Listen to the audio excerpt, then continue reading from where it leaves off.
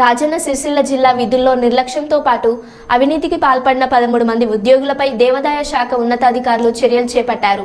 వేములవాడ దేవాదాలయంలో పనిచేస్తున్న 3 ఈవోలు 4 పర్యవేక్షకులతో పాటు మరో 5గురుకు వేటు చేశారు.